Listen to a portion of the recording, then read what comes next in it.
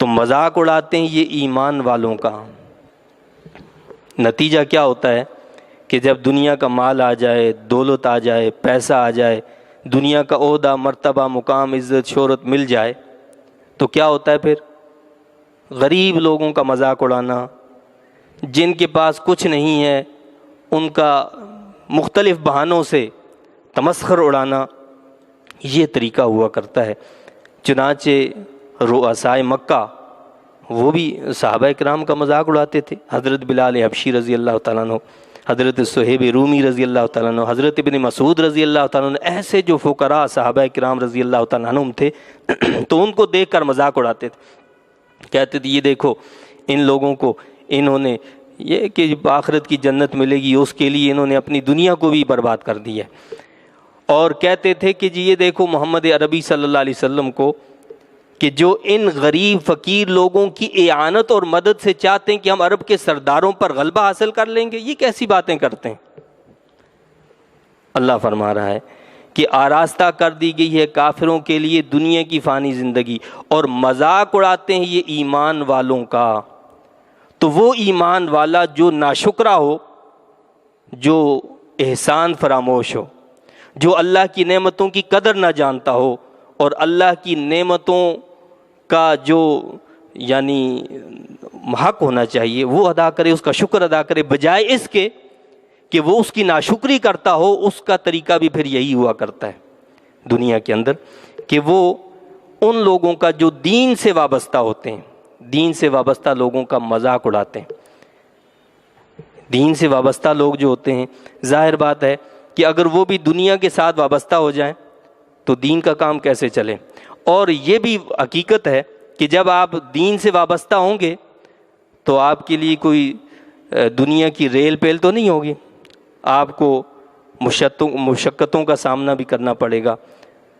بڑے بڑے حالات مشکل بھی دیکھنے پڑیں گے، اور ظاہری دنیا کی ٹھاٹ باٹ بھی نہیں ہوگی۔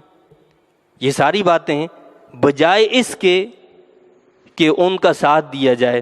ان کی مدد کر کے اپنی آخرت کو سنوارا جائے، اپنی آخرت کو بنایا جائے، تو وہ پھر ایسے لوگوں کا مذاق اڑاتے ہیں۔ کبھی ان کی داڑھی کا مذاق اڑایا جاتا ہے، کبھی ان کی ٹوپی کا مذاق اڑایا جاتا ہے، کبھی ان کی دستار اور کبھی ان کے جبے کبے کا مذاق اڑایا جاتا ہے۔ غرض یہ کہ یہ ساری باتیں، یہ ساری چیزیں پھر لوگوں کے اندر آ جاتی ہیں کیونکہ ان کے لیے مزین کر دیا گیا دنیا کی زندگی کو، دنیا کی زندگی ان کے لیے آراستہ کر دی گئی ہے۔ ایک شخص جو ہے وہ حضور نبی پاک صلی اللہ علیہ وسلم کے پاس بیٹھا ہوا تھا، تو سامنے سے ایک آدمی گزرا۔ اللہ کے رسول صلی اللہ علیہ وسلم نے فرمایا کہ بتاؤ تمہاری اس کے بارے میں کیا رائے ہے، یہ جو شخص گزرا ہے؟ تو اس نے کہا کہ جی یہ شخص تو بڑا اچھا ہے اور بہت مالدار ہے، یہ اگر کسی کے پاس پیغام نکاح بھیجے تو فوراً قبول ہو، یہ کسی کی سفارش کرے تو فوراً اس کی سفارش کو بھی قبول کیا جائے۔ تھوڑی دیر کے بعد ایک شخص حضور نبی پاک صلی اللہ علیہ وسلم کی بارگاہ میں حاضر ہوا، تو اللہ کے رسول صلی اللہ علیہ وسلم نے پوچھا کہ بتاؤ اس کے بارے میں تمہاری کیا رائے ہے؟ تو شخص نے کہا کہ یہ تو غریب مفلس آدمی ہے، کہیں اگر پیغام نکاح بھیجے تو اس کا پیغام نکاح بھی قبول نہیں کیا جائے گا، اور کہیں اگر سفارش کرے تو اس کی سفارش بھی قابل قبول نہیں ہوگی۔ تو اللہ کے حبیب علیہ السلام نے ارشاد فرمایا، حدیث پاک کا مفہوم ہے کہ اس جیسے شخص کے، وہ جو پہلی مثال تھی کہ جس کی سفارش جو فوراً قبول ہو جائے گی اور جہاں پیغام نکاح بھیجے تو فوراً نکاح کے لیے تیار ہو جائیں گے لوگ، فرمایا کہ اس جیسے لاکھوں لوگوں سے یہ تنہا شخص بہتر ہے۔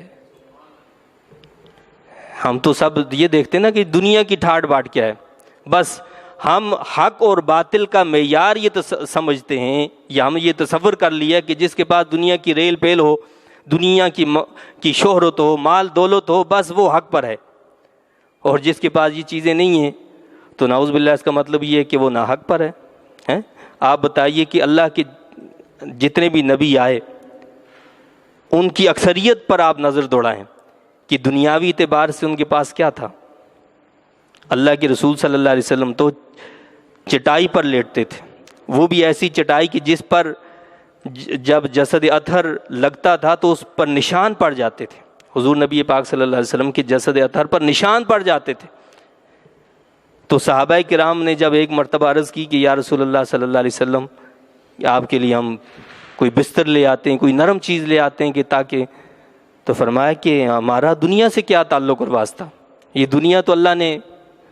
کافروں کے لیے بنائی ہے۔ ایک حدیث شریف میں نا کہ الدنیا سجن المؤمن و جنت الکافر، دنیا مومن کے لیے قید خانہ ہے، کافر کے لیے جنت ہے۔ یہ ہم چاہتے ہیں کہ یہ دنیا بھی ہمیں جنت بن جائے ہماری، اور آخرت بھی ہماری جنت بن جائے۔ عجیب ہماری سوچ ہے، اور یہ پتہ نہیں کہاں سے آئی ہے، کیسے ہم سمجھتے ہیں۔ تو اللہ تو فرماتا ہے کہ آراستہ کر دی گئی ہے کافروں کے لیے دنیا کی فانی زندگی، اور مذاق اڑاتے ہیں یہ ایمان والوں کا، حالانکہ